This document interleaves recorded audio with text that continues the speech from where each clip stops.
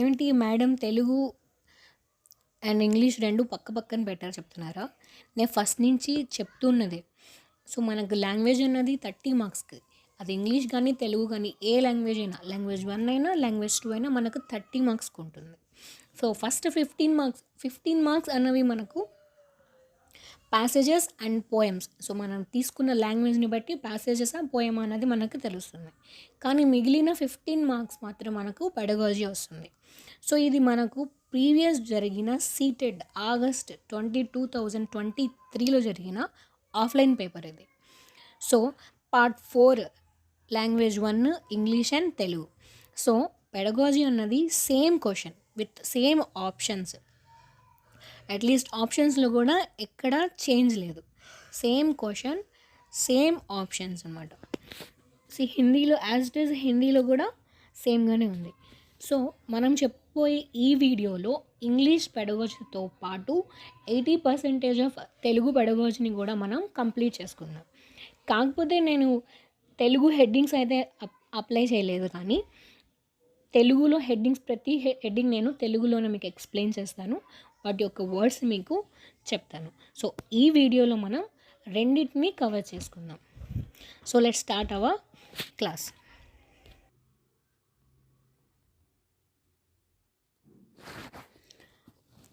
So now class start చేద్దాం. Language అంటే భాష.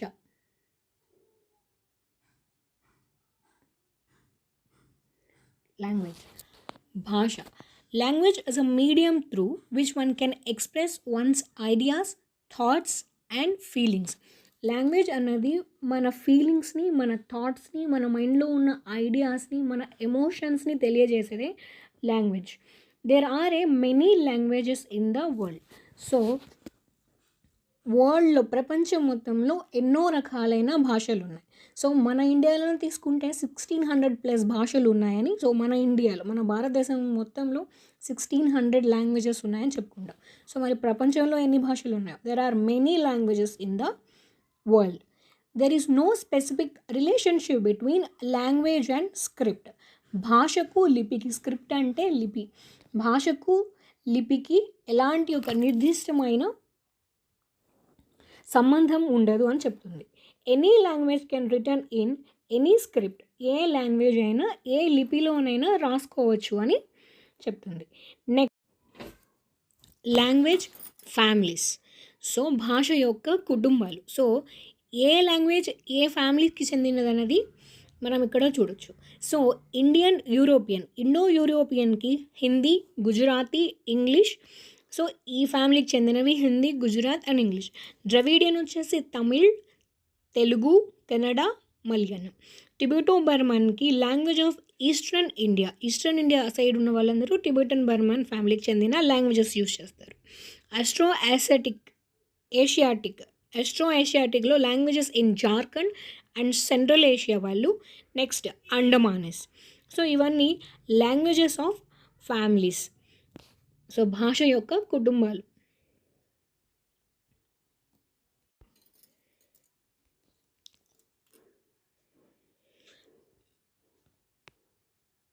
భాష యొక్క రకాలు. సో ఇదేంటంటే భాష యొక్క రకాలు, ఫార్మ్స్ ఆఫ్ లాంగ్వేజెస్. నార్మల్గా ఇవి 3 టైప్స్లో ఉంటాయి. So sign language,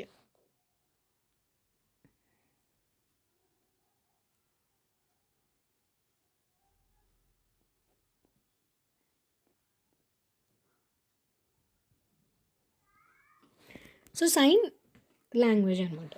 sign language అంటే సాంకేతిక భాష. సో మనం ఫింగర్స్తో, మన చేతి వేళ్ళతో మనం చూపించేదాన్ని సైన్ లాంగ్వేజ్ అని చెప్తాం.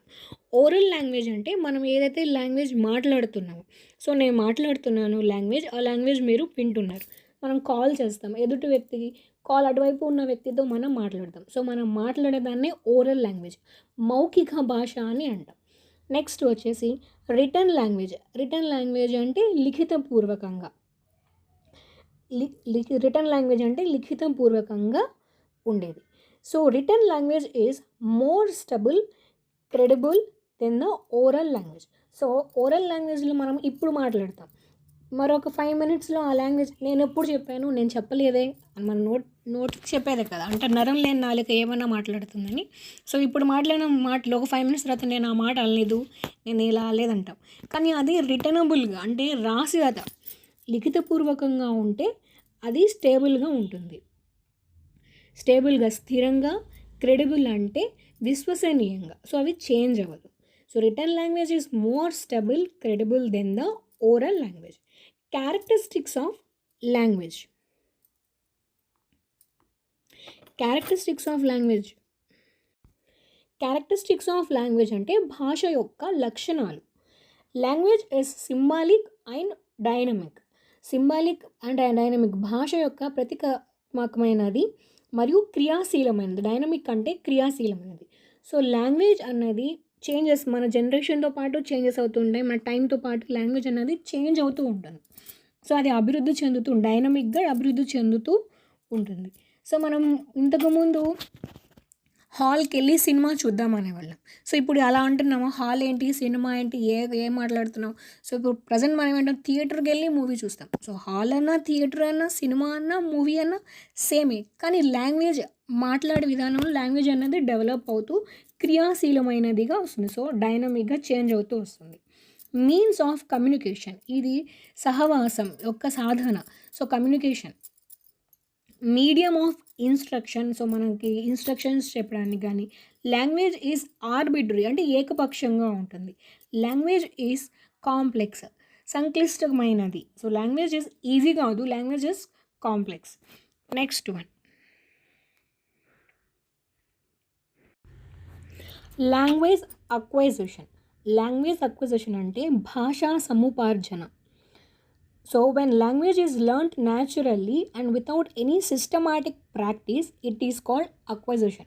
So మనం ఏ గ్రామర్ సెంటెన్స్ కానీ subject plus verb plus object అని వాటి యొక్క గ్రామర్ని కానీ వాటి యొక్క సెంటెన్స్ని కానీ కష్టపడి ప్రాక్టీస్ చేసి టెన్స్లు, భూతకాలాలు, ఇవన్నీ లేకుండా మనం ఈజీగా న్యాచురల్గా మనకు అలవాడే లాంగ్వేజ్ని, మనకు వచ్చే లాంగ్వేజ్ని మనం లాంగ్వేజ్ అక్వైజిషన్ అని అంటాం.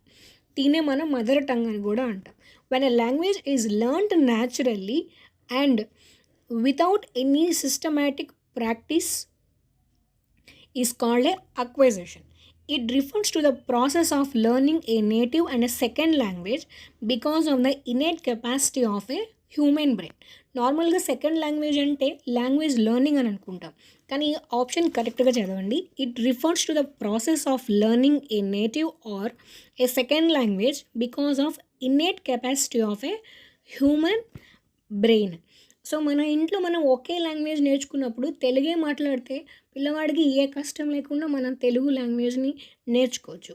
అదే ఒకే ఫ్యామిలీలో 2 లాంగ్వేజెస్ తెలుగు, ఇంగ్లీష్ రెండూ మాట్లాడుతున్నప్పుడు ఆ పిల్లవాడు కష్టం లేకుండా సెకండ్ లాంగ్వేజ్ కూడా without any grammar, without any practice second language కూడా పిల్లవాడు అట్ ఏ టైం నేర్చుకోగలడు because of innate capacity of a human brain. So పిల్లవాడి యొక్క బ్రెయిన్లో ఉన్న సహజమైన సామర్థ్యంతో పిల్లవాడు ఎట్ ఏ టైం 2 లాంగ్వేజెస్ కూడా నేర్చుకుంటాడని చెప్తున్నాడు. So it refers to the process of learning a native or a second language because of the innate capacity of a human brain. It also means an unconscious process that occurs when language is used in a real conversation. So మనం రియల్గా మాట్లాడుకున్నప్పుడు మనకు conscious కాకుండా unconscious మనకు తెలియకుండానే ఆ language అనేది మనం ఏ కష్టం లేకుండా నేర్చుకునేదాన్ని మనం లాంగ్వేజ్ అక్వైజేషన్ అంటాం. Mother tongue is an acquired language. Next,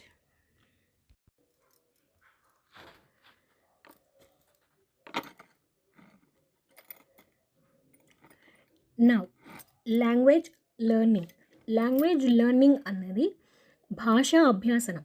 learning అంటేనే అభ్యాసనం అని అర్థం. When a language is learned in a systematic way it is known as learning.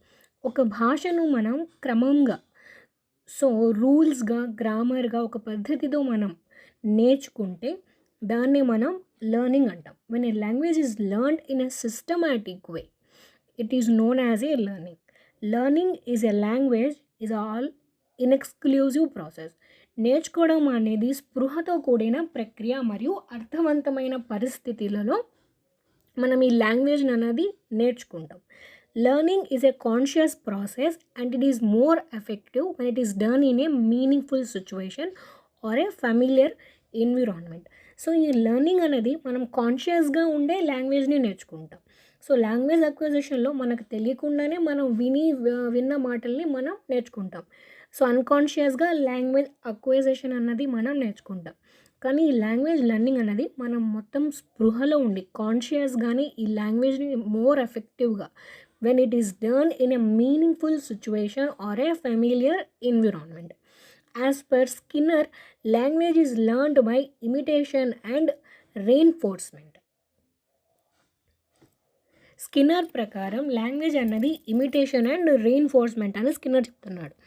So ఆయన ఏం చెప్తున్నాడంటే పిల్లలు పెద్దవాళ్ళ దగ్గర నుంచి ఒక అడల్ట్ నుంచి వాళ్ళు ఏమైతే మాట్లాడతారో అదే మాటలను తిరిగి అంటారు. సో అంటారు కదా, చిన్న పిల్లల ముందు ఏది పడితే అది మాట్లాడకూడదని. సో వాళ్ళు ఏదైతే వింటారో దానికి మీనింగ్ వాళ్ళకి తెలియకపోయినా ఏదైతే వాళ్ళు వింటారో అదే తిరిగి అంటారు. Now language acquisition and learning. So acquisition, learning. So similar to child first language acquisition. Child first language ni మనం మదర్ టంగ్ అని హోమ్ లాంగ్వేజ్ అని అంటాం. సో ఇది ఫార్మల్ నాలెడ్జ్ ఆఫ్ లాంగ్వేజ్గా ఉంటుంది. పికప్ ఏ లాంగ్వేజ్, ఈ లాంగ్వేజ్ మనకు తెలియకుండానే అది ఈ లాంగ్వేజ్ అనేది మనకు పికప్ అవుతుంది. So knowing about a language, ఈ లెర్నింగ్లో మనం లాంగ్వేజ్ని అర్థం చేసుకొని చదువుతాం.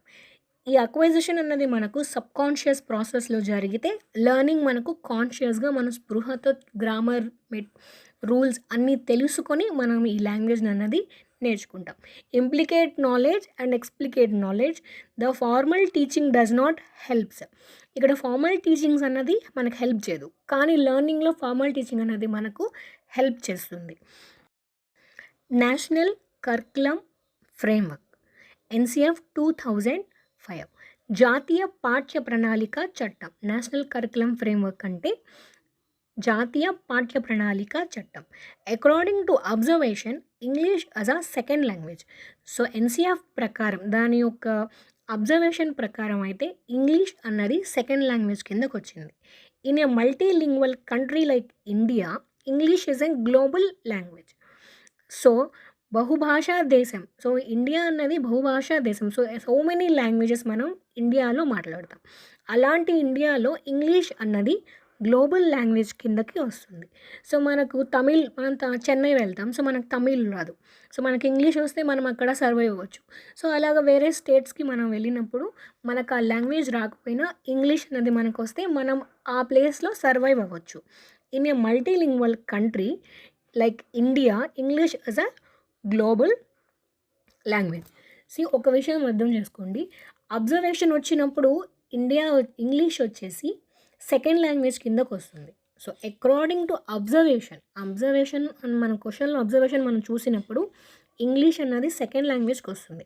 అదే మల్టీలింగ్వల్ కంట్రీ అని ఇచ్చినప్పుడు, మల్టీలింగ్వల్ కంట్రీ లైక్ ఇండియా వచ్చినప్పుడు ఇంగ్లీష్ అన్నది గ్లోబల్ లాంగ్వేజ్ కిందకు వస్తుంది. సో కన్ఫ్యూజ్ అవ్వద్దు. Multilingualism is a resource. So అది మనకు ఒక వనరు, మంచి రిసోర్స్ అనమాట మల్టీలింగ్వలిజం అన్నది. నెక్స్ట్,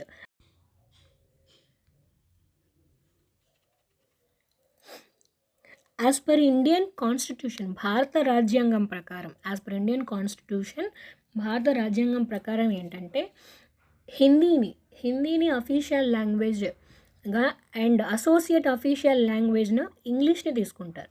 సో ఆర్టికల్ 343 ప్రకారం ఆర్టికల్ 343(1) ప్రకారం హిందీని అఫీషియల్ లాంగ్వేజ్ యాక్ట్ కిందకి అండ్ అసోసియేట్ అఫీషియల్ లాంగ్వేజ్ కిందకి ఇంగ్లీష్ని తీసుకోవడం అయితే జరుగుతుంది.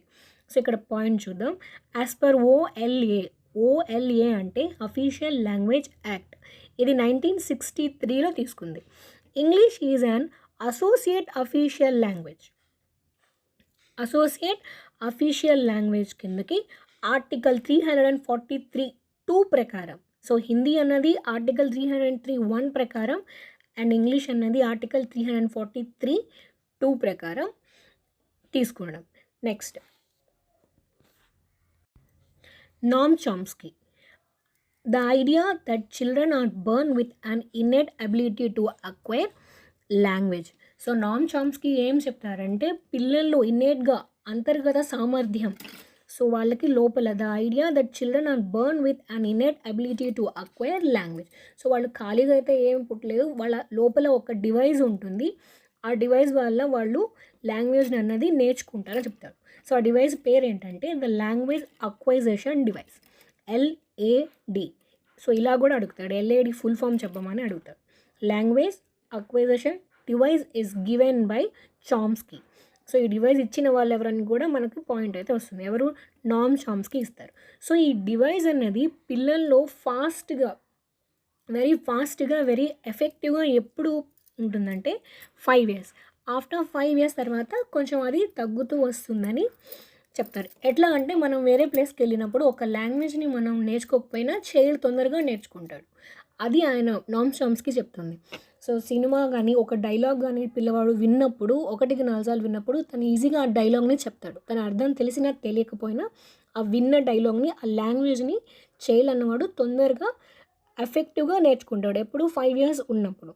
LED is most effective and critical till the age of 5 years. Language acquisition stands for learning a language without making any deliberate or conscious effort. ఈ language acquisition అన్నది learning A language without making any deliberate and or effort, conscious effort. Next important topic language skills. Language skills అంటే భాషా నైపుణ్యాలు. So ఇది ఎల్ఎస్ఆర్డబ్ల్యూగా పిలువబడుతుంది. LSR అంటే L అంటే listening, yes అంటే స్పీకింగ్, ఆర్ అంటే రీడింగ్, డబ్ల్యూ అంటే రైటింగ్. లిజనింగ్ అంటే శ్రవణం, స్పీకింగ్ భాషణం, రీడింగ్ పఠనం, రైటింగ్ లేఖనం. సో లిజనింగ్ మన శ్రవణంని వినడం, స్పీకింగ్ భాషణం అంటే మాట్లాడడం, రీడింగ్ పఠనం అంటే చదవడం, రైటింగ్ లేఖనం అంటే రాయడం. ఎల్ఎస్ఆర్డబ్ల్యూ దీని యొక్క సీక్వెన్స్ని కూడా మనకు ఉంటుంది. సో లిజనింగ్ అండ్ రీడింగ్ వచ్చేసి receptive and passive skills. So నేను మాట్లాడుతున్నాను, మీరు అక్కడ ఏం యాక్టివిటీ చేయట్లేదు, నేను ఏదైతే చెప్తున్నానో అది మీరు ప్రశాంతంగా వింటున్నారు. నేను ఏ క్లాస్ అయితే చెప్తున్నానో మీరు అదే వింటున్నారు, అక్కడ యాక్టివ్గా అయితే లేరు, ప్యాసివ్గా నేను చెప్పేదంతా మీరు రిసెప్ట్ చేసుకుంటున్నారు. రీడింగ్ కూడా రిసెప్టివ్ స్కిల్స్. సో మనం ఒక బుక్ ముందు పెట్టుకొని ఆ బుక్లో ఏ మ్యాటర్ ఉంది, సో ఏ టాపిక్ ఉన్నది అన్నది మనం చదువుతూ రిసీవ్ చేసుకుంటాం. సో అక్కడ మనం ప్లెజెంట్గా ప్యాసివ్గా సైలెంట్గా అదంతా మనం రిసెప్ట్ చేసుకుంటాం. సో దాన్ని listening and reading are receptives and passive skills అనంట. వినడం మరియు పఠనం, సో శ్రవణం మరియు పఠనాన్ని మనం గ్రహణ లేక నిష్క్రియ నైపుణ్యాలని అంటాం. సో గ్రహణం అంటే రిసీవ్ చేసుకుంటాం, నిష్క్రియ నైపుణ్యాలు ప్యాసివ్ స్కిల్స్గా దేన్ని, శ్రవణాన్ని మరియు పఠనాన్ని. And speaking and writing. So ఇక్కడ నేను మాట్లాడుతున్నాను, నేను మీకు ఎలా క్లాస్ చెప్పాలి, ఏ విధంగా చెప్పాలి, సో నేను ఇక్కడ యాక్టివ్గా ఉన్నాను, నేను మీకు మాట్లాడుతున్నాను. So that is speaking. Writing, నా యొక్క ఫీలింగ్స్ని, నా యొక్క ఎమోషన్స్ని, నా ఐడియాస్ని, నా థాట్స్ని నేను ఒక పేపర్లో పెడుతున్నాను. సో అక్కడ నేను అది ఎలా సెంటెన్స్ ఫామ్ చేయాలి, ఎలా బ్యూటిఫుల్గా అట్రాక్ట్గా నా హ్యాండ్ రైటింగ్ కానీ నేను ప్రజెంట్ చేసేది కానీ ఉండాలి. సో అక్కడ నేను ప్రొడక్టివ్ చేస్తున్నాను, ఎక్స్ప్రెస్ చేస్తున్నాను. సో ఇవన్నీ చేసేటప్పుడు ఆ ప్లేస్లో నేను యాక్టివ్గా ఉన్నాను. సో స్పీకింగ్ అన్నది, రైటింగ్ అన్నది ప్రొడక్టివ్, యాక్టివ్ అండ్ ఎక్స్ప్రెసివ్ స్కిల్స్గా ఉంటుంది. అంటే భాషణం మరియు లేఖనాన్ని మనం సక్రియ మరియు వ్యక్తీకరణ నైపుణ్యాలుగా మనం మాట్లాడతాం. నౌ ప్రైమరీ స్కిల్స్ ప్రాథమిక నైపుణ్యాలు. సో ప్రాథమిక నైపుణ్యంలో ఏముంటుంది, లిజనింగ్ శ్రవణం, స్పీకింగ్ భాషణం ఉంటుంది. రెయిన్ఫోర్స్మెంట్ స్కిల్స్ ఉపబాల నైపుణ్యాలు. సో రెయిన్ఫోర్స్మెంట్ స్కిల్స్ అంటే ఉపబాల నైపుణ్యాలు, దాంట్లో ఏముంటుంది, మాట్లాడడం, భాషణం, రైటింగ్, లేఖనం ఉంటుంది. Next psychological sequence of A language skills. So ఈ సీక్వెన్స్గానే జరుగుతుంది, పిల్లవాడు ఫస్ట్ వింటాడు, తను మనం ఏదైతే మాట్లాడతామో అది వింటాడు లిజనింగ్, తర్వాత తను ఏదైతే వింటాడో అది స్పీక్ చేస్తాడు, మాట్లాడతాడు. నెక్స్ట్ తర్వాత చదవడం నేర్చుకుంటాడు, తర్వాత రాయడం నేర్చుకుంటాడు. సో అలా psychological sequences of language skills వచ్చేసి LSRW. మీకు ఎగ్జామ్లో దాని సీక్వెన్స్ అడుగుతాడు, LSR అంటాడు, SRWSL ఎలాగైనా తను అడుగుతాడు. సో దాని సీక్వెన్స్ ఏంటంటే LSRW. మనం విన్నప్పుడు అయితే మనకు చాలా ఈజీగా వస్తుంది, అంతే కదా. ఫస్ట్ వినడం, తర్వాత మాట్లాడడం, తర్వాత చదవడం, తర్వాత రాయడం ఈజీగానే ఉంటుంది. కానీ ఎగ్జామ్ పెట్టే ప్రెజర్కి మనకు చాలా కన్ఫ్యూజన్ వస్తుంది. Next sub skills of writing. So writing యొక్క సబ్ స్కిల్స్ ఏంటంటే transcribing, paraphrasing. Sub skills of reading. So ఇవన్నీ మనం వెళ్ళే కొద్దీ డీప్గా తెలుసుకోవచ్చు. Sub skills of readings are prediction, interfering. Reading includes, రీడింగ్లో లౌడ్ రీడింగ్, సైలెంట్ రీడింగ్ కూడా ఉంటుంది. రీడింగ్లో లౌడ్ రీడింగ్ అంటే బాహ్య పఠనం, బయటికి చదవడం, పెద్దగా చదవడం. సో వాటిని లౌడ్ రీడింగ్ అని. సైలెంట్ రీడింగ్ని మనం నిశ్శబ్ద పఠనం అని అంటాం. సో సైలెంట్గా మనసులో చదువుకునే దాన్ని సైలెంట్ రీడింగ్ అని, పెద్దగా చదివేదానినే లౌడ్ రీడింగ్ అని, బాహ్య పఠనం, నిశ్శబ్ద పఠనం అని అంటాం. నెక్స్ట్ రీడింగ్లో మనకి లౌడ్ రీడింగ్ అండ్ సైలెంట్ రీడింగ్లో కూడా ఉన్నాయి. సో లౌడ్ రీడింగ్ని యూజెస్ ఏంటంటే ఇంప్రూవ్ ద ప్రొనౌన్సియేషన్. సో మనం పైకి పెద్దగా చదివినప్పుడు ఆ వర్డ్ యొక్క, ఆ సెంటెన్స్ యొక్క ప్రొనౌన్సియేషన్ని మనం ఇంప్రూవ్ చేసుకోవచ్చు.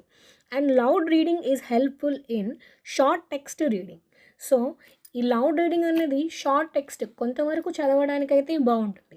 ఎక్కువ ప్యాసేజెస్ కానీ మోర్ లెసన్స్ చదివేటప్పుడు మన గొంతు అన్నది పెయిన్ వస్తుంది, పెద్దగా ఎక్కువసేపు మనం చదవలేము. Silent reading improves speed and concentration. So మనం సైలెంట్గా చదువుకుని వెళ్ళేటప్పుడు దాని యొక్క స్పీడ్ కానీ చాలా కాన్సన్ట్రేటెడ్గా ఉంటుంది. అండ్ ఈ సైలెంట్ లెర్నింగ్లో మనం ఎక్కువ మ్యాటర్ చదవచ్చు, ఎక్కువసేపు కూడా చదవగలం. Silent reading is helpful in long text reading. So dictation improves spelling errors. Dictation అంటే ఉంగీకరణం. సో మన డిక్టేషన్ చెప్పినప్పుడు మనం చిన్నప్పుడు వింటూనే ఉంటాం, డిక్టేషన్ చెప్తాను మీరు రాసుకుంటారండి. సో డిక్టేషన్ అంటే improving spelling errors. Next over generalization. Applying a rule or a pattern in a situation where does not apply చేయాల్సిన ప్లేస్లో అవసరం లేకపోయినా రూల్స్ కానీ ప్యాటర్న్స్ని కానీ అప్లై చేసేదాన్ని మనం ఓవర్ జనరలైజేషన్ అంటాం. ఎగ్జాంపుల్ గో ప్లేస్లో గోడ్ అని చెప్పాలి. సో ఓవర్ జనరలైజేషన్ అంటే apply a rule or a pattern in a situation where it does not apply. Next intensive reading. So రీడింగ్లో ఇది కూడా ఒక పార్ట్, ఇంటెన్సివ్ రీడింగ్. సో క్షుణ్ణం అంటేనే మనకు అర్థమైంది, బాగా చూసి నీట్గా క్లియర్గా మనకు ఏం కావాలో టాపిక్ మీద బాగా లోతుగా చదివేదాన్ని మనం క్షుణ్ణ పఠనం అని అంటాం. So the purpose of intensive reading is for specific detail and it is possible in class rooms. So మనం బుక్ ముందు పెట్టుకున్నప్పుడే మనకు కావాల్సిన స్పెసిఫిక్ డీటెయిల్ని మనం ఇంటెన్సివ్గా చదవగలం, క్షుణ్ణంగా చదవగలం. ఇలా ఎప్పుడు జరుగుతుంది? క్లాస్ రూమ్స్లోనే జరుగుతుంది. నెక్స్ట్ ఎక్స్టెన్సివ్ రీడింగ్, విస్తార పఠనం. So extensive reading involves learners reading for enjoyment. So మన సరదా కోసం మనం చదివే దానిని, సో న్యూస్ పేపర్స్ కానీ లేకపోతే ఏదైనా స్టోరీ బుక్స్ కానీ, సో మన సరదా కోసం. Extensive reading involves learner reading for enjoyment out side the class room in the most of the cases. ఇవన్నీ ఎప్పుడు జరుగుతుంది? క్లాస్ రూమ్ బయట ఈ ఎక్స్టెన్సివ్ రీడింగ్ అన్నది జరుగుతుంది. Next sight words. Sight words are the words that appears more frequently in our reading and writing. So మనం ఎక్కువ వాడేటప్పుడు, నేను మీ క్లాస్ చెప్పేటప్పుడు చాలాసార్లు సో ఇప్పుడు మనం ఏం చేస్తున్నాం, సో నేను ఎక్కువ సో అనేది యూస్ చేస్తాను, చాలామంది ఓకే యూస్ చేస్తారు. సో మన sighted words, the sight words are the word that appear most frequently in our reading and writing. So అలాంటి వర్డ్స్ కొన్ని ఎగ్జాంపుల్స్ ఏంటంటే look, long, listen, but, write, etcetera. So వీటిని sight words అని అంటాం. Scanning to look at or read every part of something quickly until you find that you are looking for so scanning ఏంటంటే మన దగ్గర ఒక chart, so మన దగ్గర ఒక ఎగ్జామ్ లిస్ట్ ఉంది. సో మన బోర్డు మీద ఒక ఎగ్జామ్ లిస్ట్ అనేది అప్లై చేస్తారు. దాంట్లో మనం పాస్ అయ్యామో లేదు, మనకు మన నేమ్ అనేది గుర్తుంటుంది. మనం ఫాస్ట్గా దానిని చెక్ చేస్తాం, సో మనం ఉన్నావా లేదా అనేది. సో ఆ లిస్ట్లో మన పేరుని మనం స్కాన్ చేసుకుంటాం ఫాస్ట్గా. సో మనకి కావాల్సిన థింగ్ని మనం స్కాన్ చేసుకోవడం మనకు అవసరం. To look at or read every part of something quickly until you find that you are looking for. Scanning is reading rapidly in order to find a specific detail. So మనం ఫాస్ట్గా ఆ లిస్ట్లో మన number ఎక్కడుంది, మనం pass అయ్యామా లేదా, fail అయ్యామా లేదా, so ఫాస్ట్గా మనం అది చెక్ చేస్తాం. Scanning is reading rapidly in order to find specific detail, finding A word in a dictionary. So ఇప్పుడు మన డిక్షనరీలో ఒక వర్డ్ ఫైండ్ చేయాలి, ఎస్ వర్డ్తో ఒక వర్డ్ ఫైండ్ చేయాలి. సో మనం ఫాస్ట్గా ఎస్ వర్డ్స్ అనేవి ఎక్కడి నుంచి స్టార్ట్ అయ్యామనేది చూస్తాం. సో అది scanning. Skimming is a reading in the order to get a general overview of A material. So మన న్యూస్ పేపర్ చదువుతాం, పైన హెడ్డింగ్స్ చూస్తాం. సో మన హెడ్డింగ్ నచ్చితేనే మనం దాని లోపల డెప్త్కి దాన్ని చదువుతాం. సో ఇలాగ skimming is reading in order to get a general overview of the material, summary something. So అలాగా. లెక్సికల్ వర్డ్ని మనం కంటెంట్ వర్డ్స్ అని కూడా అంటాం. Lexical words are also known as a content word. They have their own independent meaning. So ఆ వాటర్కి దాని యొక్క స్పెషాలిటీ, ఆ వర్డ్కి దాని యొక్క స్పెషాలిటీ అనేది ఉంటుంది. సో వాటర్ అంతవరకు దాని యొక్క వాటర్ అంటే ఏంటి, నీళ్ళు. కిడ్, చైల్డ్, స్కూల్, సో దాని యొక్క స్పెషాలిటీ అనేది ఆ వర్డ్కి ఉంటుంది. So lexical words are also known as a content words. They have their own independent meaning. So contrastive pair, minimal pair లేదా minimal pair అని అంటాం. So contrastive pair of a word is a pair of words that are the same except for a constructing letter. ఇక్కడ ఏం లేదు. Take spelling ఏంటి, TAKE take. So నేను ఆ ప్లేస్లో కే తీసేసి పీ పెడతాను, టేప్, TAP. సో టేక్ అంటే తీసుకోవడం, టేప్ అంటే మనం కొలిచేది. సో ఒక లెటర్ని మనం తీసేసినప్పుడు దాని అర్థం మారిపోయింది. ఇప్పుడు మన దగ్గర ఒక పెన్, PEN పెన్, నేను పీ తీసేసి హెచ్ పెడితే హెన్ అవుతుంది, హెచ్ తీసేసి టీ పెడితే టెన్ అవుతుంది, టీ తీసేసి డి పెడితే డెన్ అవుతుంది. Hen, pen, ten, den. So ఈ కాన్స్టిట్యూటివ్ పేర్స్ అన్నవి మనకు ప్రొనౌన్సియేషన్కి కూడా యూజ్ అవుతాయి. So the constitutive or minimal pairs are used to teaching learning of pronunciation. Bat, rat, mat, hat, cat. Ten, den, pen. So ఇవి ప్రొనౌన్సియేషన్కి కూడా మనకి యూజ్ అవుతుంది. Intonation variation in the tone and pitches. So నేను మాట్లాడేటప్పుడు పెద్దగా మన టోన్ని పెద్దగా కానీ పిచ్లో కానీ, రైజ్ అండ్ ఫాల్గా, చిన్నగా కానీ పెద్దగా కానీ. So rise and fall. Sounds in a English language. So English లాంగ్వేజ్లో ఎన్ని సౌండ్స్ ఉన్నాయి, అసలు ఇంగ్లీష్ లాంగ్వేజ్లో ఎన్ని లెటర్స్ ఉన్నాయి? సో మొత్తం మనకి 26 లెటర్స్ ఉన్నాయి. ఆ 26 లెటర్స్లో 5 లెటర్స్ వచ్చేసి ఓవెల్స్, AEIOU, అండ్ 21 లెటర్స్ వచ్చేసి కాన్స్టెంట్ లెటర్స్గా ఉంటాయి. సో మొత్తం దీని యొక్క ఫోనిమ్స్ అంటే సౌండ్ అని అర్థం. టోటల్ సౌండ్స్ మన యొక్క 26 లెటర్స్లో 44 సౌండ్స్ ఉన్నాయి. 5 ఓవెల్స్ నుంచి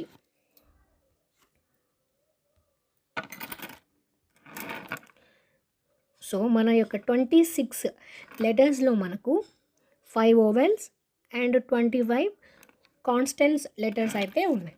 సో మనకి ఈ 5 ఓవెల్స్లో మొత్తం 20 ఓవెల్ సౌండ్స్ వస్తాయి. అండ్ దీంట్లో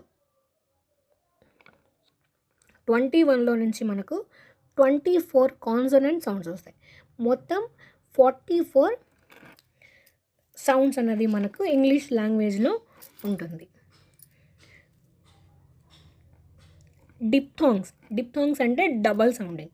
ఏ sound formed by the combination of 2 vowels in a single syllable in which the sound been as 1 vowel and moves towards another. So ఈ 2 ఓవెల్స్ ఒక వన్ ఓవెల్ నుంచి, oval అంటే ఏంటి, AEIOU. సో ఇవి vowels. So 1 vowel moves towards another vowel. In, OI, loud, OU, die, DI, sorry I so అలాగా. Receive, ei.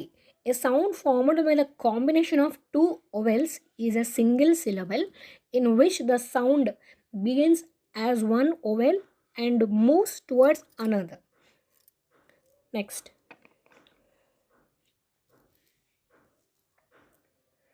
Articulatory.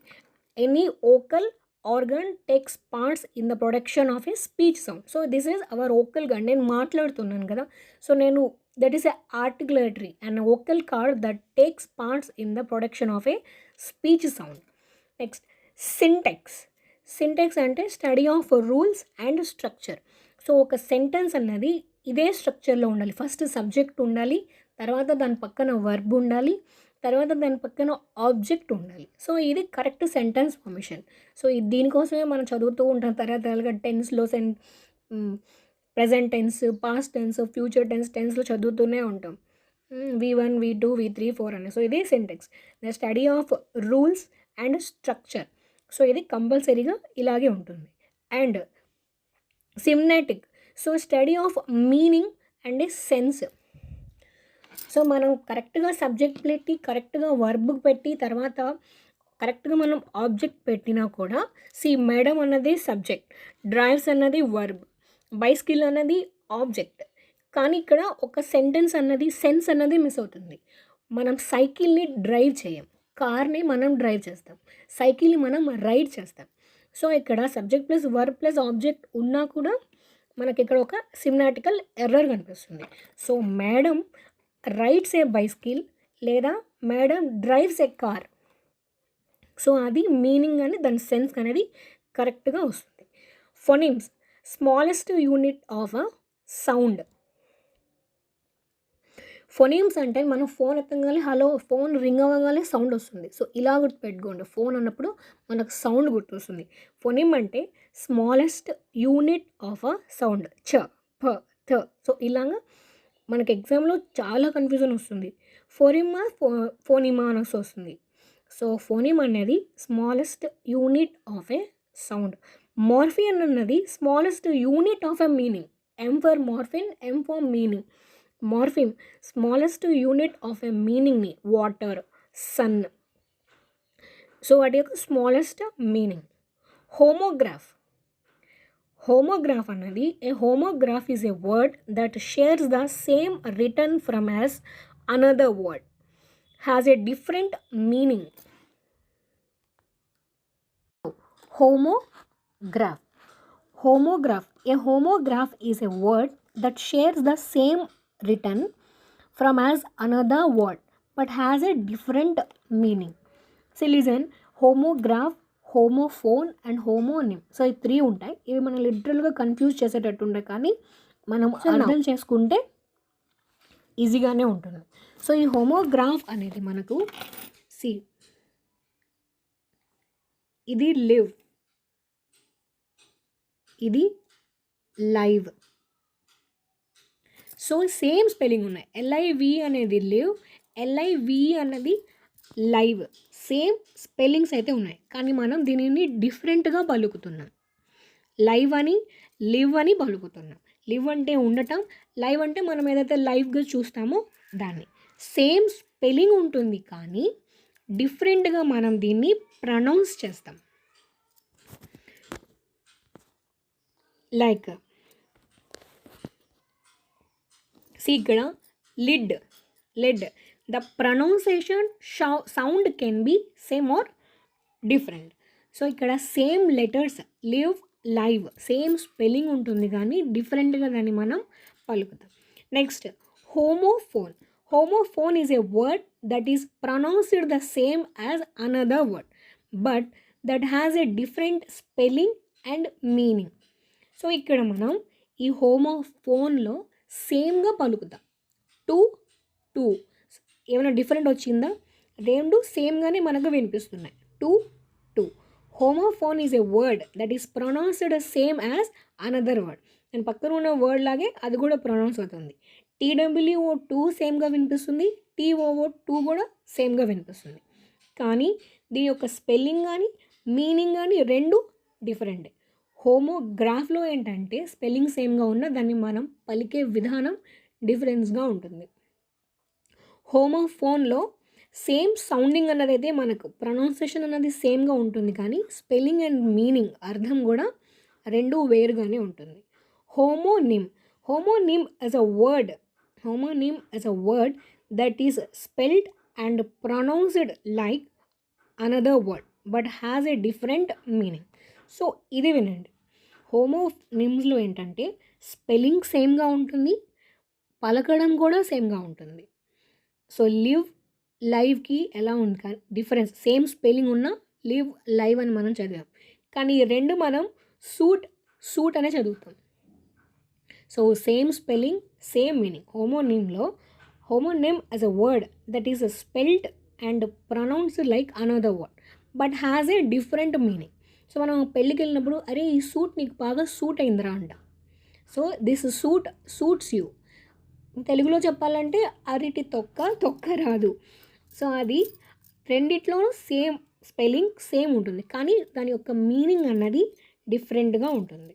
So this suits you. Next, paraphrasing means formulating someone else idea in your own words. వేరే ఒకరి ఐడియాస్ని మీ own వర్డ్స్లో చెప్పడాన్ని paraphrasing అంటారు. Note taking in the practice of recording information from different source and platforms.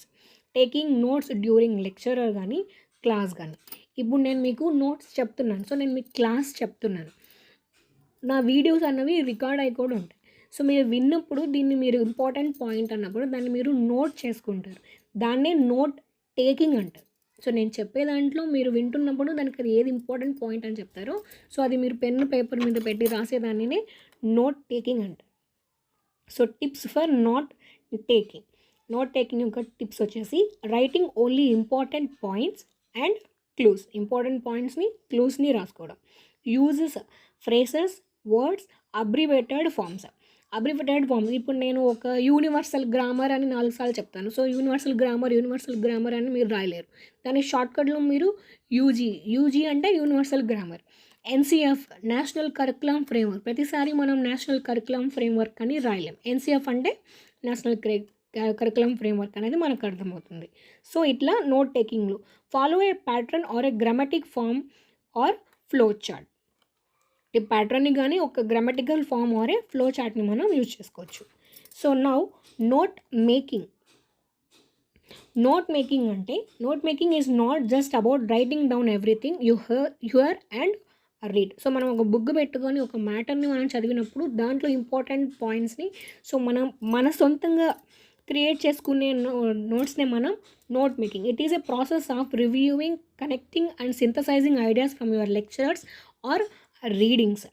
So it is a process of reviewing, connecting and synthesising ideas from your lecturers or reading. Grammar translation method. So grammar translation మెథడ్నే మనం వ్యాకరణ అనువాద పద్ధతి అని అంటాం. So ఈ grammar translation method అనేది ఏం లేదు. సో ఈ ఇంగ్లీష్ని నేను ఇప్పుడు మీకు ఇంగ్లీష్ పెడగాజీ చెప్తున్నాను, కానీ దేంట్లో చెప్తున్నాను, తెలుగు లాంగ్వేజ్లో ఎక్స్ప్లెయిన్ చేస్తున్నాను. సో మనం ఇంగ్లీష్ని చదవగలం, రాయగలం, కానీ మాట్లాడడం అనేది మనకు ఫ్లూయెన్సీగా అయితే రాదనేది దీని యొక్క ఇది. So in a grammar translation classes student learn grammatical rules and then apply those rules. So వాళ్ళు ఆ రూల్స్ని అర్థం చేసుకోగలరు, చదవగలరు, ఆ రూల్స్ని అప్లై కూడా చేయగలరు by translating the sentence between the target language and native language. Target language అంటే ఇంగ్లీష్. సో మనం ఏ లాంగ్వేజ్ అయితే నేర్చుకుంటున్నామో దానినే మనం టార్గెట్ లాంగ్వేజ్ అని అంటాం. నేటివ్ అంటే మదర్ టంగ్. సో మన మదర్ టంగ్ మన తెలుగు కాబట్టి మనం ఇంగ్లీష్ని తెలుగులో ఎక్స్ప్లెయిన్ చేసుకుంటున్నాం. వేరే ఒకరి మదర్ టంగ్ హిందీ అయితే వాళ్ళు ఆ ఇంగ్లీష్ని హిందీ లాంగ్వేజ్లో ఎక్స్ప్లెయిన్ చేసుకుంటున్నారు. So in a grammar translation classes student learn grammatical rules and then apply those rules by translating the sentence between the target language and native mother language. So grammar translation method is one of the oldest method and also known as a traditional method. So ఇది చాలా పాతకాలం నుంచి ఈ మెథడ్ని మనం use చేస్తూ వస్తున్నాం. అందుకే దీన్ని మనం ఓల్డ్ మెథడ్గా, ట్రెడిషనల్ మెథడ్గా అంటాం. Uses of A mother tongue and A deductive method. Deductive method అంటే డైరెక్ట్గా రూల్ చెప్పి ఎగ్జాంపుల్స్ చెప్పేదాన్ని మనం డిడక్టివ్ మెథడ్ అని అంటాం. గ్రామర్ ట్రాన్స్లేషన్ మెథడ్ని మనం ఏమంటామంటే వ్యాకరణ అనువాద పద్ధతి.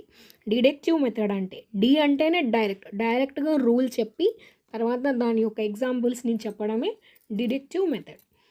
సో గ్రామర్ ట్రాన్స్లేషన్ మెథడ్ అంటే ఏంటి? సో మనం ఇంగ్లీష్ని తెలుగులో ఎక్స్ప్లెయిన్ చేసుకుంటున్నాం. ఇంగ్లీష్ పెడగాలజీని ఇంగ్లీష్లో ఎక్స్ప్లెయిన్ చేయట్లేదు. ఇంగ్లీష్ పెడగాలజీని మనం తెలుగులో, మన మదర్ టంగ్ అయిన తెలుగులోనే ఎక్స్ప్లెయిన్ చేస్తున్నాం అన్నది ఈ గ్రామర్ ట్రాన్స్లేషన్ యొక్క మెథడ్ అనమాట.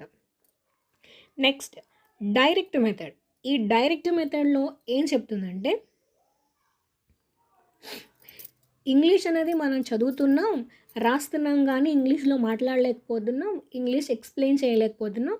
సో ఇంగ్లీష్ అన్నది ఇంగ్లీష్లో మాత్రమే చదవాలి, రాయాలి, చెప్పాలి, ఎక్స్ప్లెయిన్ చేయాలి. సో నో మదర్ లాంగ్వేజ్ అన్నది ఈ డైరెక్ట్ మెథడ్ యొక్క ఉద్దేశం. సో చదువుదాం. The direct method of a teaching which is sometimes called natural method and is oftenly used in teaching foreign language, refrain from using the learner's native language and uses only the target language. So మనం ఏ language అయితే నేర్చుకుంటామో అదే మన target language. So మనం ఇక్కడ English నేర్చుకుంటున్నాం. English is the target language.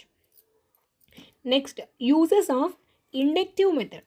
ఈ లాంగ్వేజ్లో ఏంటంటే ఫస్ట్ మనకు ఎగ్జాంపుల్స్. డిడక్టివ్ మెథడ్ అంటే రూల్స్ చెప్పి ఎగ్జాంపుల్స్ చెప్తారు. ఇండక్టివ్ మెథడ్ అంటే ముందు ఎగ్జాంపుల్స్ ఇచ్చి ఆ ఎగ్జాంపుల్స్ని ఆ రూల్స్ వరకు తీసుకెళ్తారు. సో ఈ డైరెక్టివ్ మెథడ్లో మదర్ టంగ్ అన్నది ఖచ్చితంగా నిషేధం. సో నాట్ అలౌడ్, యూజ్ అన్నది చెయ్యకూడదు. మదర్ టంగ్నే మనం హోమ్ లాంగ్వేజ్గా, నేటివ్ లాంగ్వేజ్గా, ఫస్ట్ లాంగ్వేజ్గా పిలువబడుతుంది. టార్గెట్ లాంగ్వేజ్ని మనం స్కూల్ లాంగ్వేజ్గా, సెకండ్ లాంగ్వేజ్గా మాట్లాడుకుంటాం. నెక్స్ట్ బైలింగ్వల్ లాంగ్వేజ్ ఒకటి ఉంది.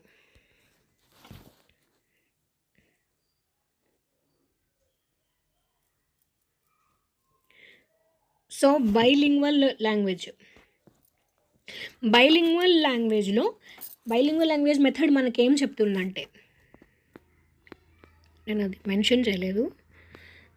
సో బైలింగ్వల్ లాంగ్వేజ్ మెథడ్ మనకేం చెప్తుందంటే, ఇంగ్లీష్ పెడగాలజీని ఇంగ్లీష్లో ఎక్స్ప్లెయిన్ చేసిన కొన్ని హర్డ్ వర్డ్స్, కొన్ని కఠినమైన పదాలని వారి యొక్క మదర్ టంగ్లో ఎక్స్ప్లెయిన్ చేయొచ్చు.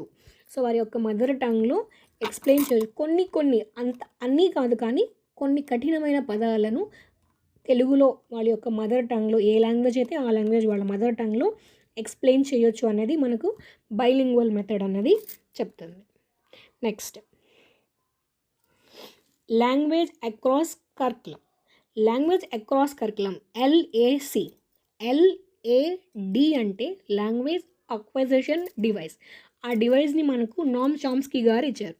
అండ్ ఇక్కడ LAC language across the curriculum. Uses of a language in the context of other subject also, such as using English in the study of history or other subject. ఇప్పుడు మనం Telugu medium తీసుకుంటాం. So మనం Telugu medium స్కూల్లో Telugu medium తీసుకున్నప్పుడు ఒక English తప్ప మిగిలిన 5 subjects అన్నీ మనకు తెలుగులోనే ఉంటాయి. అదే ఇంగ్లీష్ మీడియం స్టూడెంట్స్ అయితే ఒక్క తెలుగు తప్ప మిగిలిన సబ్జెక్ట్స్ అన్నీ మనకు ఇంగ్లీష్లోనే ఉంటాయి. సో ఈ ఇంగ్లీష్ లాంగ్వేజ్ కానీ ఏ లాంగ్వేజ్, ఇంగ్లీష్ ఆర్ తెలుగు ఏ లాంగ్వేజ్ అయినా కూడా మనం ఆ ఒక్క లాంగ్వేజ్ చదవడానికి యూజ్ చేయట్లేదు. ఈ ఇంగ్లీష్ అనేది మనం ఇంగ్లీష్ ఒక్కటి చదవడానికి యూజ్ చేయట్లేదు. సైన్స్ చదవడానికి, హిస్టరీ చదవడానికి అండ్ మ్యాథ్స్ చేయడానికి.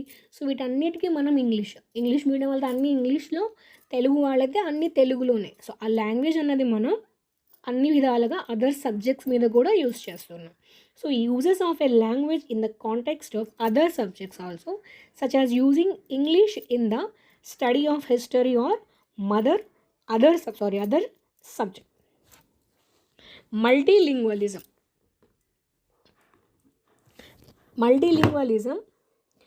అంటే మెనీ లాంగ్వేజ్, బహుభాషావాదం. సో మల్టీ అంటేనే మెనీ అని అర్థం. సో మెనీ లాంగ్వేజ్ కానీ, డైవర్సిటీస్ కానీ, రిసోర్స్ అసెట్, మల్టీలింగ్వలిజం అంటే మెనీ లాంగ్వేజెస్, డైవర్సిటీ భిన్నం, అండ్ రిసోర్స్ వనరు asset. Next basic interpersonal communicational skills, దీన్నే బిక్స్ అని అంటాం. వీటి ఫుల్ ఫామ్స్ తప్పకుండా మీకు ఒక మార్క్ అయితే వస్తుంది. సో కంపల్సరీగా వీటి ఫుల్ ఫామ్స్ నేర్చుకోండి. Biks, basic intrapersonal communicational skills. దీనికి ఏ గ్రామరు, ఏ రూల్స్ అవసరం లేదు. మనం డైలీ కమ్యూనికేట్ చేసేటప్పుడు ఆటోమేటిక్గా మనకు లాంగ్వేజ్ అన్నది వస్తుంది. So prefer to the linguistic skills needed in everyday social face to face interaction, basic skills for the communication. So ఈ బేసిక్ ఇంటర్పర్సనల్ కమ్యూనికేషనల్ స్కిల్స్కి ఆపోజిట్గానే ఈ క్యాల్ప్. క్యాల్ప్ అంటే cognitive academic language proficiency. So మనం ఒక experiment చేసినప్పుడు దాన్ని మనం రూల్స్తో నీట్గా గ్రామటికల్గానే ఆ ఎక్స్పెరిమెంట్ అన్నది మనం ప్రజెంట్ చేయాల్సి ఉంటుంది. Refer to a linguistic skills to understand and discuss the content. CALP, cognitive academic language proficiency. Stephen Krashen మనకు 5 హైపోథసిస్ని ఇస్తారు. సో మనం లాంగ్వేజ్ అక్విజిషన్లో ఏం చెప్పుకున్నామంటే ఒకే ఇంట్లో 2 లాంగ్వేజెస్ మాట్లాడేటప్పుడు చైల్డ్ ఆటోమేటిక్గా ఏ కష్టం లేకుండా 2 లాంగ్వేజెస్ని నేర్చుకుంటాడు వితౌట్ ఎనీ గ్రామటికల్గా. సో సెకండ్ లాంగ్వేజ్ అంటే లెర్నింగ్ కిందకే రానవసరం లేదు, అలా కూడా నేర్చుకోవచ్చు అనేది స్టీఫెన్ క్రషన్ గారి యొక్క hypothesis. Stephen Krishnan believes that we can acquire a second language just like our mother tongue or a first language. The Stephen Krishnan proposed the 5 main hypotheses for second language acquisition as given below. అని ఏమంటున్నా, second language కూడా ఎటువంటి కష్టం లేకుండానే మనం నేర్చుకోవచ్చు అంటే language learning లేకుండా. సో ఫస్ట్ వన్ వచ్చేసి acquisition learning hypothesis, second one monitor hypothesis, third one natural order hypothesis, fourth one input hypothesis, and fifth one వచ్చేసి ఎఫెక్టివ్ ఫిల్టర్డ్ హైపోథసిస్. సో ఇవి కూడా గుర్తుపెట్టుకోవాలి. Acquisition learning hypothesis, monitor hypothesis, natural ordered hypothesis, input hypothesis, effective filtered hypothesis. So దీన్నే మనం acquisition learning హైపోథసిస్ని acquisition learning పరికల్పన, monitor hypothesis monitor పరికల్పన, natural ordered hypothesis సహజ క్రమ పరికల్పన, fourth one input hypothesis input పరికల్పన, effective filtered hypothesis effective filtered పరికల్పన అని చెప్తాం. సో దిస్ ఈజ్ నేను చెప్పిన 5 హైపోథసిస్ యొక్క యూజెస్. అక్విజిషన్ లెర్నింగ్ హైపోథసిస్ అనేది ఏం లేదు. అక్విజిషన్ అనేది మనం సబ్కాన్షియస్గా మనకు తెలియకుండానే మనం ఆ లాంగ్వేజ్ని నేర్చుకుంటామని, లెర్నింగ్ అన్నది కాన్షియస్గా ఫార్మల్ ఇన్స్ట్రక్షన్స్తో నేర్చుకుంటామన్నదే ఫస్ట్ హైపోథసిస్. సెకండ్ హైపోథసిస్ అంటే మానిటర్ హైపోథసిస్. మానిటర్ హైపోథసిస్లో over uses acquisition utterances learning monitor and editor. Over users అంటే ఫ్లూయెన్సీ సఫర్స్. ఓవర్ యూజర్స్లో ఫ్లూయెన్సీ అనేది సఫర్ అవుతుంది.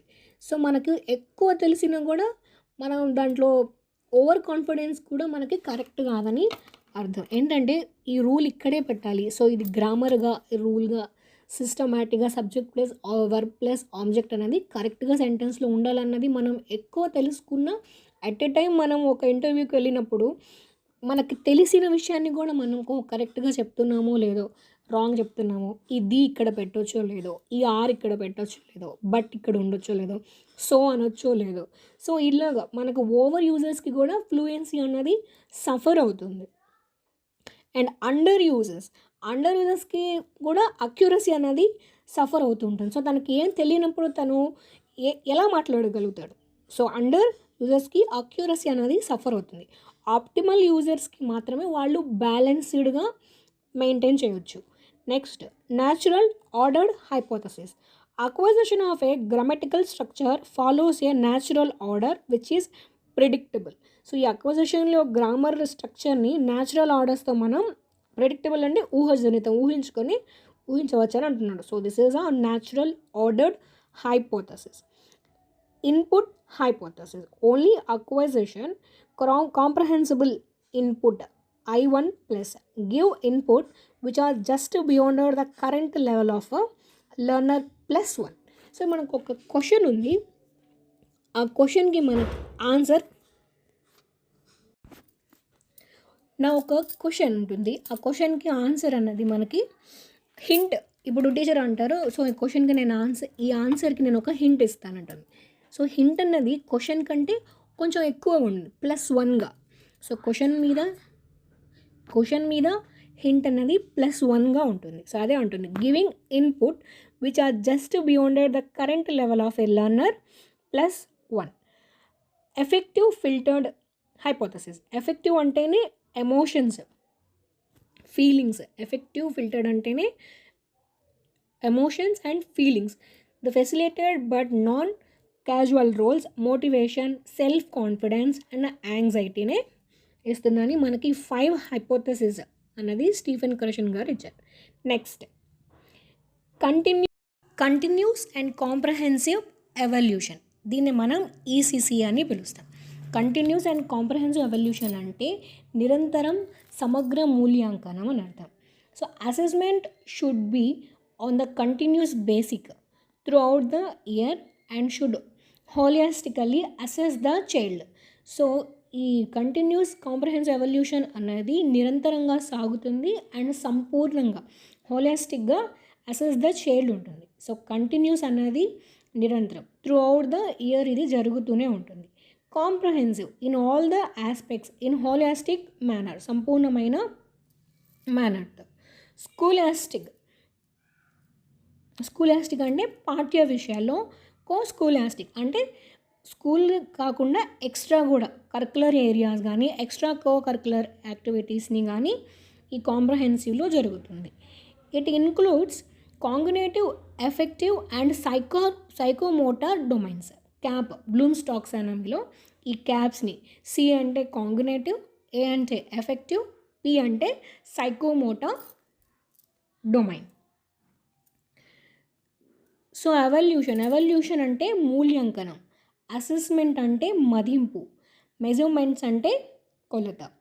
సో అసెస్మెంట్ అన్నది, మదింపు అన్నది we see how the child learns and gives him or her appropriate feedback. ఈ అసెస్మెంట్స్లో మనకు assessment for learning, assessment of learning, assessment as learning ఉంటుంది. So we use how the child learns and give him her appropriate feedback అన్నది assessment for లెర్నింగ్లో జరుగుతుంది. Measurements, it measures the outcomes in numbers and presence. So మనకి year ఎండింగ్లో exams జరిగినప్పుడు మనం వాటి యొక్క మార్క్స్ని పర్సంటేజ్లో కానీ నెంబరింగ్స్లో కానీ ఇస్తామన్నమాట. ఎవల్యూషన్ అన్నది మూల్యాంకనం. ఇది రెండు బోత్ ఇన్క్లూడ్స్ అసెస్మెంట్ని కానీ మెజర్మెంట్స్ని రెండింటిని కంబైన్ చేసుకొని ఉంటుంది. Next one, achievement test. Throughout an achievement test, we measure skills and knowledge learner in a grade against the set objectives. Aptitude test, a test used to determine an individual skills to succeed in a given field. Achievement test అంటే మనం school టైంలో చదువుకునేదాన్ని. Throughout an achievement test we measure skills, మన స్కిల్స్ని మన నాలెడ్జ్ని learn in a grade, ఒక grade సిస్టమ్స్లో అగైనెస్ట్ ద సెట్ ఆబ్జెక్టివ్స్లో ఇస్తాం. అదే యాప్టిట్యూడ్ టెస్ట్ అంటే మనకు టీచింగే కావాలి. సో మనం కాంపిటేటివ్ ఎగ్జామ్స్ అనుకోండి, a test used to determine an individual skills to succeed in a given field. Example teaching aptitude. Diagnostic టెస్ట్ని మనం లోప నిర్ధారణ పరీక్ష అని అంటాం. సో దీన్నే లోప నిర్ధారణ పరీక్ష అని అంటాం, diagnostic test to know the gaps in the process of teaching learning. So మనం చెప్పే టీచింగ్ అన్నది చైల్డ్ ఎంతవరకు అర్థం చేసుకుంటున్నాడు, తనలో ఏమైనా బ్యాక్వర్డ్స్ ఉన్నాయా అనేది మనం తెలుసుకోవడానికే ఈ డయాగ్నోస్టిక్ టెస్ట్ అన్నది అంటాం. Remedial teaching, reteaching or removing the gaps in the teaching learning process. So మళ్ళీ దానిని రీటీచ్ చేయడం అండ్ ఏమైనా గ్యాప్స్ ఉన్నాయి వాటిని ఫిల్ చేసుకోవడానికి, ఇలా టీచింగ్ ప్రాసెస్ని చేంజ్ చేసుకోవడానికే మనం reteaching or removing the gaps in the teaching learning process, దీనినే మనం రెమీడియల్ టీచింగ్ అని అంటాం. నోట్ ఏంటంటే remedial teaching is not is done after the diagnostic test or ఆ ప్రాసెస్. సో మనము డాక్టర్ దగ్గరికి వెళ్ళినప్పుడు సో మనకు వచ్చిన ప్రాబ్లం ఏంటన్నది ఫస్ట్ ఆయన టెస్ట్ చేస్తాడు, డయాగ్నోస్టిక్ చేస్తాడు. తర్వాతే దానికి క్యూర్ అవ్వడానికి మనం మెడిసిన్స్ అనేది వాడతాం. సో చైల్డ్లో కూడా మనం ఫస్ట్ డయాగ్నోటిక్స్ టెస్ట్ చేస్తాం, తర్వాత దానిని మనం రీటీచ్గా రెమీడియల్ టీచింగ్ని మనం చేస్తాం. Next one, teaching learning materials, TLMs. So teaching learning materials ఎలా ఉంటాయంటే విజువల్ ఎయిడ్స్, విజువల్గా మనం విజువల్ ఎయిడ్ చార్ట్స్ కానీ టెక్స్ట్ బుక్స్ కానీ. Second one audio AIDS, radios కానీ. సో ఇవన్నీ ఆడియో మనం వినేదాన్ని, విజువల్ అంటే మనం చూసేదాన్ని. Next audio visual AIDS, television కానీ ఇప్పుడు మనం స్క్రీన్స్ వస్తున్నాయి వాటిని మనం ఆడియో విజువల్ ఎయిడ్స్ కానీ. Active centred AIDS, field trips, అక్కడికి వెళ్ళినప్పుడు పిల్లలు చాలా యాక్టివ్గా ఉంటారు. So active centred AIDS. So note, teaching learning material or used to make teaching learning and interesting, natural and effective process. It increase the active participation of a learner. So మనం prepare చేసే ఒక టీఎల్ఎంని పిల్లల్ని attract చేసే విధంగా కానీ, లేదా వాటిని చూడంగానే న్యాచురల్గా వాళ్ళకి అర్థమయ్యేటట్టు కానీ ఎక్కువ మ్యాటర్. మనం ఒక చాట్ని ఒక టీఎల్ఎంని ప్రిపేర్ చేస్తున్నామంటే అది వాడికి ఎక్కువ ఎఫెక్టివ్గా అంటే బాగా అర్థమయ్యేటట్టు ఇంట్రెస్టింగ్గా. So the teaching learning materials are used to make teaching learning and interesting, natural and effective process. It increase the active participation of the learner. So అప్పుడు చైల్డ్ అనేవాడు అక్కడ యాక్టివ్గా పార్టిసిపేట్ చేస్తారని చెప్తున్నాను. Next text books. Text book is one of the resource available in the class room, not the only resource. So ఈ text book అనేది మనకు class రూమ్లో పనికొచ్చేది కానీ not only the resource, text book మాత్రమే కాదు. Text book is one of the resource available in the class room, not the only resource. The language should be easy to understand. So మన బుక్స్లో ఉన్న లాంగ్వేజ్ని మనకు అర్థమయ్యేటట్టు ఉండాలి. Text book should avoid technical language. Text బుక్లో technical లాంగ్వేజెస్ని మనం అవాయిడ్ చేయాలి. Next 3 language formulas. 3 language formulas అంటే త్రిభాషా సూత్రము. త్రిభాషా సూత్రాన్ని మనకు ఫస్ట్ ఇంట్రడ్యూస్ చేసిన వాళ్ళు ఎవరంటే కొటారి కమిషన్. కొటారి కమిషన్ 1964 నుంచి 66 వరకు. The 3 language formulas was first discussed in Kotari Commission in 1964 to 66. So దీంట్లో 3 లాంగ్వేజెస్ ఉంటాయి. ప్రతి చైల్డ్ 3 లాంగ్వేజెస్ అనేది యూజ్ చేయాల్సి ఉంటుంది. First language it will be the mother tongue or a regional language. So child యొక్క first లాంగ్వేజ్ని, child యొక్క mother లాంగ్వేజ్ని కానీ వారి యొక్క పరిసరాల భాషని రీజనల్ లాంగ్వేజ్గా కానీ తీసుకోవచ్చు, చూస్ చేసుకోవచ్చు. Next second language in Hindi speaking stage it will be other modern Indian language or English. In non-Hindi speaking state it will be Hindi or English. So మనం ఫస్ట్ లాంగ్వేజ్ అంటే మన మదర్ టంగ్ కానీ మన regional లాంగ్వేజ్ని కానీ తీసుకోవచ్చు అని చెప్పారు. So మనం తెలుగు రాష్ట్రాల్లో ఉంటాం కాబట్టి మన మదర్ టంగ్ అనేది తెలుగు కాబట్టి మనం ఫస్ట్ లాంగ్వేజ్ని తెలుగుగా తీసుకొని సెకండ్ లాంగ్వేజ్ని హిందీగా, థర్డ్ లాంగ్వేజ్ని ఇంగ్లీష్గా తీసుకోవచ్చు. కానీ అదే ఫస్ట్ లాంగ్వేజ్ని హిందీగా యూజ్ చేసేవాళ్ళు సెకండ్ లాంగ్వేజ్ కిందకి మన ఇండియాలో ఉండే ఏదో ఒక లాంగ్వేజ్, మోడ్రన్ లాంగ్వేజ్ని తీసుకొని ఇంగ్లీష్ని కూడా తీసుకోవచ్చు. అది వాళ్ళ ఇష్టం. సెకండ్ లాంగ్వేజ్గా మన ఇండియన్ లాంగ్వేజ్ తీసుకుంటారా, ఇంగ్లీష్ తీసుకుంటారా, లేదా థర్డ్ లాంగ్వేజ్ కిందకి మోడ్రన్ లాంగ్వేజ్ తీసుకుంటారా, లేదా ఇంగ్లీష్ తీసుకుంటారా అన్నది మన ఫస్ట్ లాంగ్వేజ్ మాత్రం మన మదర్ టంగ్ ఉంటుంది. సెకండ్ లాంగ్వేజ్ ఏంటంటే in Hindi speaking stage it will be the other modern Indian language or English. In non Hindi speaking stage it will be Hindi or English. Second language కిందకి మనం హిందీ అయినా ఇంగ్లీష్ అయినా తీసుకోవచ్చు, హిందీ మన మదర్ టంగ్ కానప్పుడు. So మన మదర్ టంగ్ మన ఫస్ట్ లాంగ్వేజ్ తెలుగు తీసుకున్నాం. సో సెకండ్ లాంగ్వేజ్ కిందకి హిందీ, థర్డ్ లాంగ్వేజ్ కిందకి మనం ఇంగ్లీష్ తీసుకోవచ్చు, అది మన ఇష్టం. Third language in Hindi speaking stage it will be English or a modern language. Hindi speaking స్టేజ్లో ఇంగ్లీష్ కానీ వేరే ఏదైనా ఇండియన్ మోడ్రన్ లాంగ్వేజ్ని కూడా మనం తీసుకోవచ్చు. సో ఇక్కడికి మనకు ఇంగ్లీష్ పెడగాజీ అన్నది కంప్లీట్ అయిపోయింది. పియాజే. For పియాజే, thought precedes language. A child learned to think first and then form the thought speak. So పియాజే ఏం చెప్తారంటే ఫస్ట్ థాట్ వస్తుంది, ఆ థాట్ని తన మైండ్లో వచ్చిన ఆ థాట్ని ఎక్స్ప్రెస్ చేయడానికి లాంగ్వేజ్ అన్నది యూజ్ అవుతుందని చెప్తారు. సో పియాజే ఏం చెప్తారంటే ఫస్ట్ థాట్ లేదా కాంగినేటివ్ థింకింగ్ ఫస్ట్ వస్తుంది, తర్వాతే లాంగ్వేజ్ వస్తుందని చెప్తారు. పియాజే గారు మనకు తను ఇచ్చిన 4 స్టేజెస్లో ఈగోసెంట్రిక్ స్పీచ్, పిల్లల్లో ఈగోసెంట్రిక్ స్పీచ్ అన్నది కూడా చెప్పున్నారు.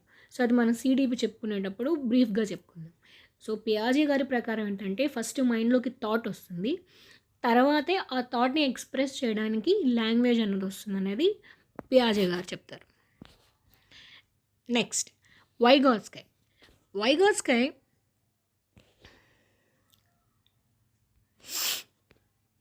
వైగాట్స్కై ఏం చెప్తారంటే Vygotsky believed that thought and speech were separate, intact process that merged around age 3. So వైగాట్స్కై చెప్తారు ఏంటంటే ఫస్ట్ థాట్ అండ్ లాంగ్వేజ్ రెండు సపరేట్గా ఉండి ఎట్ ఏ టైం ఈ రెండు ఇంటరాక్ట్ అవుతాయని చెప్తారు. అండ్ ఫస్ట్ లాంగ్వేజ్ వస్తుంది, తర్వాత థాట్ వస్తుందని వైగాట్స్కై గారు చెప్తారు. వైగాట్స్కై ఫస్ట్ లాంగ్వేజ్ వస్తుంది, తర్వాతే థాట్ వస్తుంది అనేది వైగాట్స్కై యొక్క ఇది. వైగాట్స్కై కూడా లాంగ్వేజెస్ మీద 3 స్పీచెస్ ఇచ్చున్నారు: social speech, private speech, inner silence speech. So 3 vocabulary. So Adams ప్రకారం అయితే ఏజెస్ అండ్ ఆ ఏజెస్లో వచ్చే వర్డ్స్ గురించి చెప్పుకుందాం. 1 year చైల్డ్కి అయితే 3 words వచ్చి ఉంటాయని, 2 years చైల్డ్కి అయితే 272 words వచ్చి ఉంటాయని, అండ్ 3-4 years ఉన్న పిల్లలకి అరౌండ్గా 900 words నుంచి 1600 words వచ్చి ఉంటాయని, 5 years చైల్డ్కి 2072 words అనేవి పిల్లవాడు నేర్చుకుంటాడన్నది ఆడమ్స్ యొక్క ఇది. Next stages. చైల్డ్ ఫస్ట్ ఏ స్టేజెస్ నుంచి లాంగ్వేజ్ అనేది నేర్చుకుంటాడని. సో మనకు ఫస్ట్ ఆప్షన్స్లో క్రయింగ్, ఫస్ట్ మనం క్వశ్చన్ చదివినప్పుడు ఆప్షన్స్లో క్రయింగ్ అనగా ఉంటే సో ఫస్ట్ క్రయింగ్ని మనం సెలెక్ట్ చేసుకోవచ్చు. కానీ నార్మల్గా అయితే కుయింగ్ అనేది వాళ్ళు మూలుగుతూ ఉంటారు. 6 weeks చైల్డ్ అనేది కుయింగ్ అని చెప్పి కుయింగ్ చేస్తూ ఉంటారు. సెకండ్ వచ్చేసి బ్యాబ్లింగ్. ఈ బ్యాబ్లింగ్ బాబా త. సో ఇలా బ్యాబ్లింగ్ చేసేది 6 months అప్పుడు చైల్డ్ అనేది బ్యాబ్లింగ్ చేస్తుంటారు. వన్ వర్డ్ ఒక్క వర్డ్, వాటర్, నీళ్ళు, ఫుడ్ అని. సో ఒక్కొక్క వర్డ్ని వాళ్ళు 1 year ఏజ్లో పలుకుతారని చెప్తున్నాడు. 2 wordsని కలిపి ఎప్పుడు మాట్లాడతారంటే 18 to 24 months ఉన్నప్పుడు 2 wordsని కలిపి చైల్డ్ మాట్లాడతారు. సో ఈ 2 wordsని మనం టెలిగ్రాఫిక్ వర్డ్ అని కూడా అంటాం. Next top down process. So ఈ టాప్ డౌన్ ప్రాసెస్ ఏంటంటే టాప్ డౌన్ అప్రోచెస్. ఈ టాప్ డౌన్ అప్రోచెస్ ఏంటంటే మనం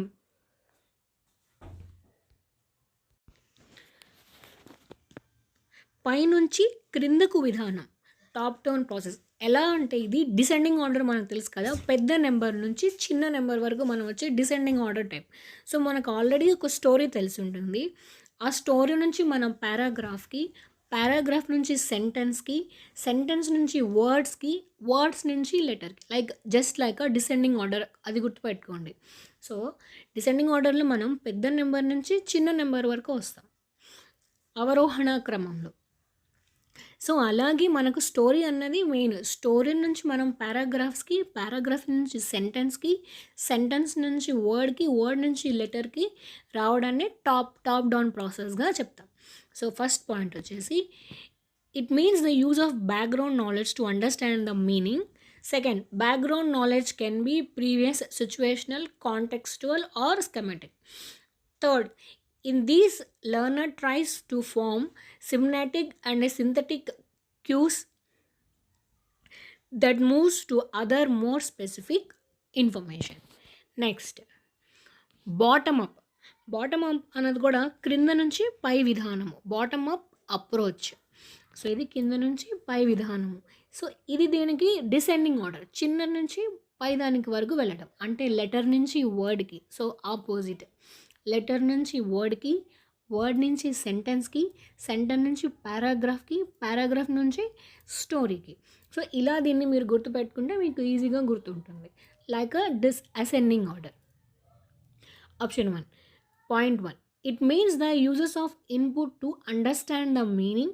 Second one, sounds, words, clauses and sentences from the basis of this process. Third one, in this teaching starts with small details.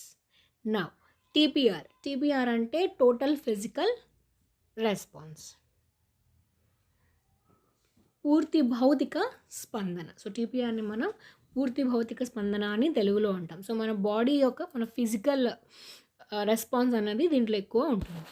So now ఇక్కడి వరకు మనకైతే complete ఇంగ్లీష్తో పాటు తెలుగు కూడా pedagogy అని మనం కంప్లీట్ చేసాం. Sapir-Whorf hypothesis. So the Sapir-Whorf hypothesis possessed that language either determines or influence one's thought. So వీళ్ళు ఏం చెప్తున్నారంటే ఒక లాంగ్వేజ్ అన్నది మనల్ని డిటర్మైన్ చేసి మనల్ని ఇన్ఫ్లుయెన్స్ చేస్తుందని వీళ్ళిద్దరు చెప్తున్నారు. The Sapir-Whorf hypothesis possessed that the language either determines or influence one's thought. వీళ్ళు ఏం చెప్తున్నారంటే మనం తెలుగు మాట్లాడేటప్పుడు మన బాడీ లాంగ్వేజ్ ఒక విధంగా, మనం ఇంగ్లీష్ మాట్లాడేటప్పుడు మన బాడీ లాంగ్వేజ్ మరో విధంగా. సో అది మన ఐడియాస్ని ఇన్ఫ్లుయెన్స్, మన థాట్స్ మీద లాంగ్వేజ్ అనేది ఇన్ఫ్లుయెన్స్ చేస్తుందని చెప్తున్నారు. సో లాంగ్వేజెస్ గురించి వచ్చినప్పుడు జీన్ పియాజే గారు ఏం చెప్పారంటే ముందు థాట్ వస్తుంది, తర్వాత లాంగ్వేజ్ వస్తుందని. వైగాట్స్కి ఏం చెప్పారంటే ముందు లాంగ్వేజ్ వచ్చి తర్వాత థాట్ వస్తుందని చెప్పారు. కానీ వీళ్ళు ఏది ముందు లాంగ్వేజ్ వస్తుందా థాట్ వస్తుందా ముందని చెప్పలేదు. కానీ లాంగ్వేజ్ అన్నది మన యొక్క డిటర్మిన్ని, మన యొక్క థాట్స్ని ఇన్ఫ్లుయెన్స్ చేస్తున్నదే వీరి యొక్క హైపోథసిస్.